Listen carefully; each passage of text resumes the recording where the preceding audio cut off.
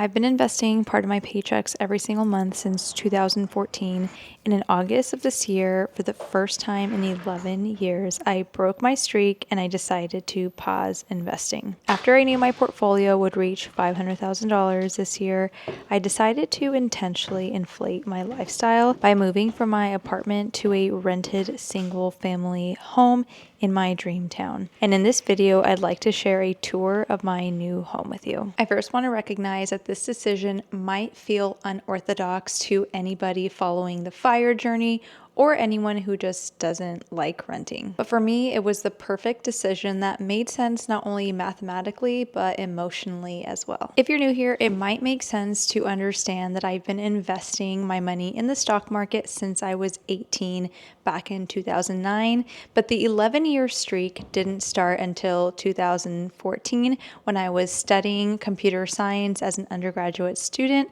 at a California State University. At that time, I had a part-time job working at a resort in Carmel Valley, as well as a full ride scholarship to study computer science in 3 years. And that's when I decided to start contributing part of my paychecks automatically. I was investing about $150 every single month into a actively managed Roth IRA. And over time, over the span of the 11 years, as my income increased, so did my contributions. After I learned about early retirement in 2020, my investment contributions really went up on a whole new level. I set out to max out my 401k for the first time in 2021, and I also looked to max out my Roth IRA, but this time one that I managed. And in that year, I also decided to open up a brokerage account after I had maxed out all of my tax advantage accounts.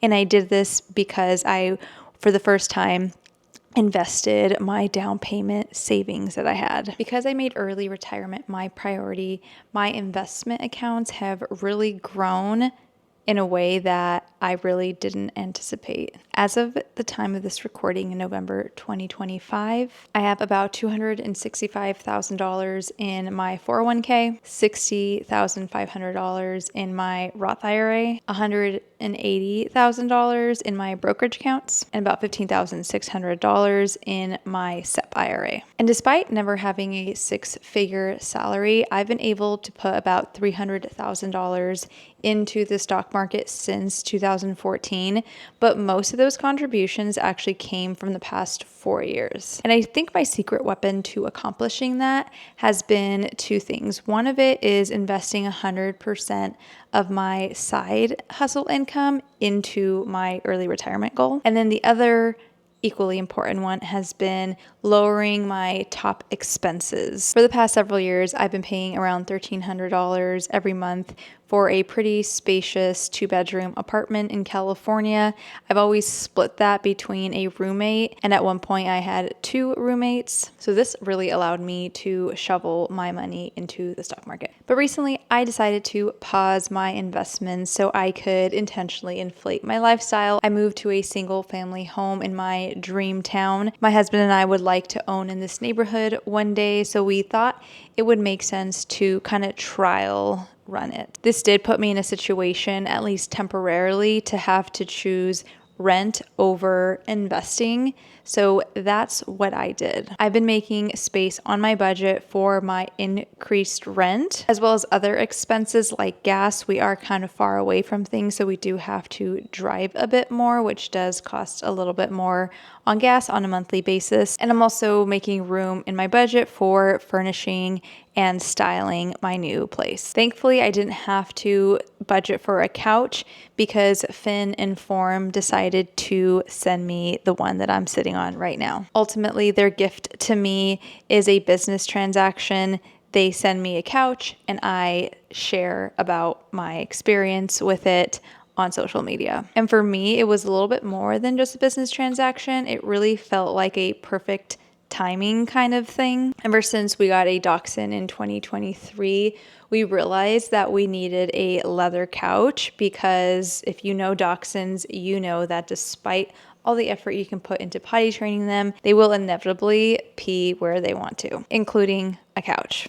which happened to us at our last place. So I've been looking for a leather couch on Facebook Marketplace for the longest time, and I never really found one. A couch isn't really something you make a quick decision on. I'm not going to just accept a couch because a company is offering to gift me one. The quality and the design have to meet a high standard. After looking at their inventory, one of their leather couches did catch my eye. It was their Bane leather reclining sofa. And of course, I'm a millennial, so I chose the gray one. I was a little afraid that it wasn't going to fit up the stairs or really in this space because it's actually a pretty small space. But because it is a reclining sofa, it did come in 3 boxes. So my husband didn't actually have a hard time putting them up the stairs. We did have to remove the handrail to allow the boxes to fit up, but ultimately he was able to get them up here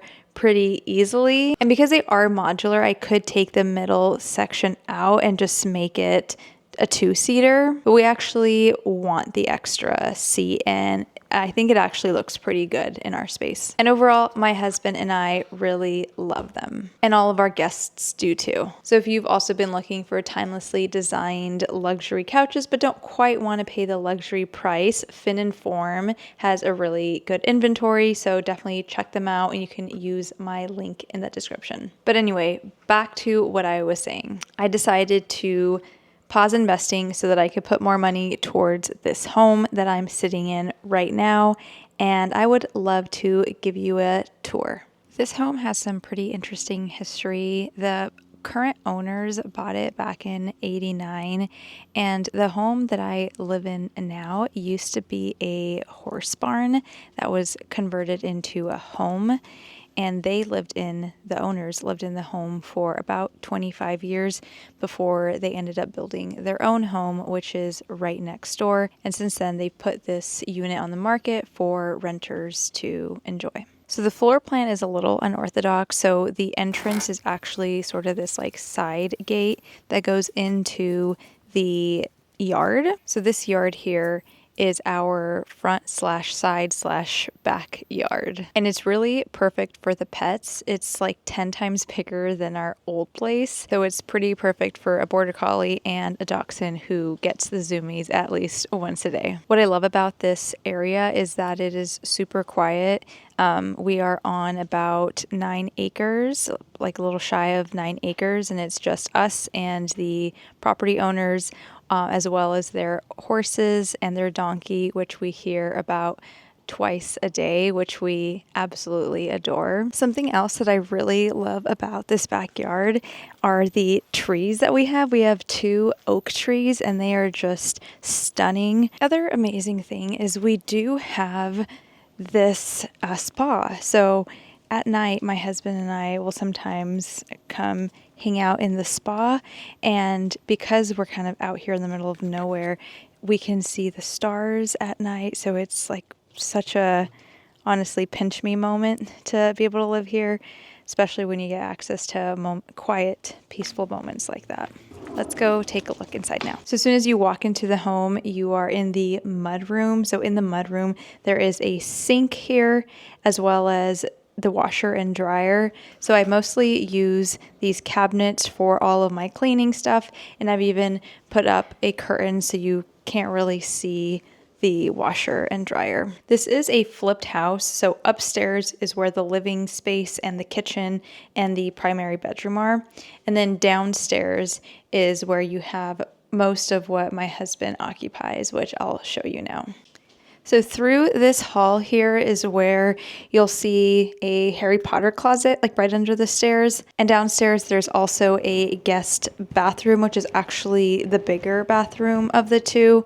And it comes with a nice bidet. And further down the hall is where the guest bedroom is. And I definitely like to put on a Airbnb moment and make them feel really welcome. So I'll have like the snacks set up over on the right hand side here, and then I'll have some like cookies and like a card for them or something like that on the nightstand. Their home did come partially furnished, and because we don't know if we're going to be staying here for more than a year, they kept the like bigger items here. So we do have some of their furniture, mostly downstairs. So this bed frame in this guest bedroom is theirs, and this nightstand is also theirs. The woman's father actually made this. So going through this guest bedroom, there's 2 hall closets here, and then it opens up into this like L-shaped bedroom, which my husband uses as like 3 kind of zones. He zoned this off into his workshop area, and then he stores all of his fishing stuff in here. And kind of in this workshop area, we have the Peloton. This trundle bed is the neighbor's, so we just, we're keeping it here for now. And yeah, our dog ends up using this most of the time. But again, if we have like a guest bed, if we have guests over, there's just more bedding since it's a trundle situation. And then this area is what my husband uses as his own office. And we chose to keep it here because there is actually a creek right outside. So this is kind of like a creek side sort of view. And then you can kind of see on the porch here, he does have his kayaks out there. And then this area down here can actually be sort of closed off to family that wants to have some privacy come stay over. They can. Yeah, this is where he keeps like all of his Legos. There's a second TV down here. And then of course there is a sofa, and there is a door that also can take you to the front, which could act as a separate entrance as well. The neighbors are really hospitable, so they kind of use this as like a guest quarter, which we could do as well. The sofa comes out into a bed for extra bedding, and then there's a refrigerator in this space as well. They used to have an island with like a microwave and like coffee set up, so if guests stayed over and they didn't want to go upstairs, they could do that. The only thing that we kept from their like kitchen setup was the refrigerator. So the refrigerator does get stocked if we have like guests over. I'll let them know that there's more beverages down there, and there's an extra sink in here too. So upstairs is where I spend most of my time. You're gonna find the living space, the kitchen area, the main bedroom, the bathroom, as well as the sunroom. One of my favorite parts of the upstairs are the exposed beams. And one of the cool things about that is that it kind of gives me some freedom with the interior design. The owners were really inspired by the East Coast and really wanted to go for British farmhouse. And while I think that's charming, it's not quite where I am with my taste. And the direction that I've kind of chosen to go with, at least with the living space and the dining area, is a little more mid-century modern, with a touch of kind of vintage pieces. At a stage right now where I definitely have that like foundational base, and that base is more mid-century modern. And then I want to add a more like old world decorative layer. And I started introducing that a little bit with some pieces that I have. So I have this primitive styled centerpiece in the dining area. And then I have this Picasso piece that I thrifted, and I actually did borrow this bench, this antique bench from my neighbors. So that kind of adds to that like old world charm a little bit. And then I also introduced that old world charm with this side table. Side table is kind of a nice blend of both worlds, like in one piece. But I think this like candle holder really brings out that kind of old world charm. This entryway is also leaning more on that like old world. So we have this like French styled sort of ornate mirror with these Italian, I think, nested wooden gold tables. And I think it does a pretty good job of kind of segmenting styles a little bit. So more of the like newer look in the living and dining space, and the older style here in the sunroom. So let me show you the sunroom. So the sunroom is definitely one of the things that attracted me the most when I was looking at the listing. I definitely started daydreaming a little bit when I saw that there was a sunroom. So far, I put most of my decorative effort in this room. This is where I started. It was a little challenging to kind of configure just because it's so narrow in this space. But yeah, now it's more of like my lounge area slash work zone. The interior design direction I wanted to go with in this room was definitely sort of like medieval inspired. Definitely had some of that like gothic, at least an element of some gothic in it. A bit dark academic. That first space I wanted to be old, and then I wanted to layer in some more modern pieces. And I think for the most part, where things are at now are pretty old world. So you have the kind of the vintage French armchair, and then you have the antique desk, which I actually borrowed from my neighbor, the kind of ornate frames that you see, the old art that I chose to showcase of Oxford and a cathedral. The feeling that I want in this room is for it to feel cozy and curated. And yeah, overall, I love how moody it feels. I love this candle holder that I got. My husband said it makes it feel like Phantom of the Opera, and honestly, I love that vibe. So yeah, let me now show you the kitchen and the main bedroom. The kitchen is another one of those things that I saw on the listing that I absolutely loved.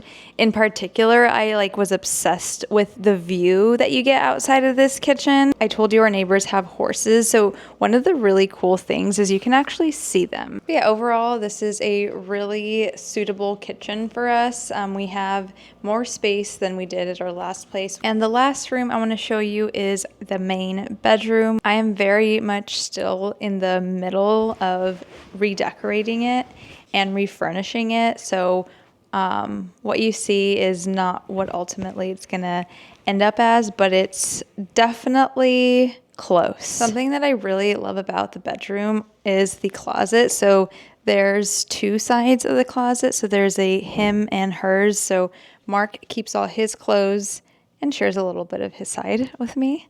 And then I keep all of my stuff on the right-hand side here. The other thing that I really love about my new bedroom is this window that we have right above our bedroom. And I know there's different beliefs and philosophies about whether your bed should be right underneath the window.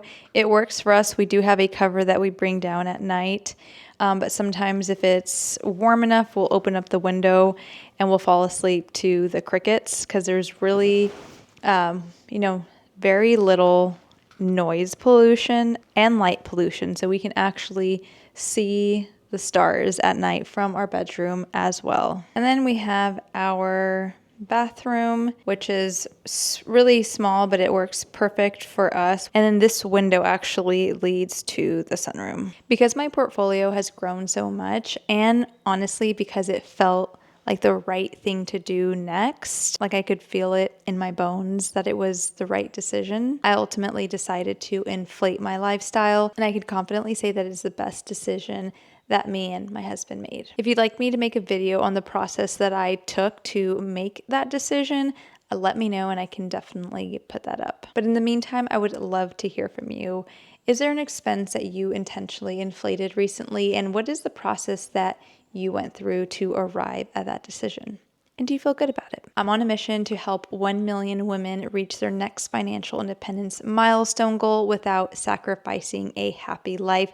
So if that is you and you would like to learn more, or if you would just like to watch me reach my next goal, I invite you to subscribe to this channel and like this video so my next video gets shown to you. And if you would like to know what I learned after investing about $300,000 of my own money into the stock market, I think you would really like this video on your screen. See you next time.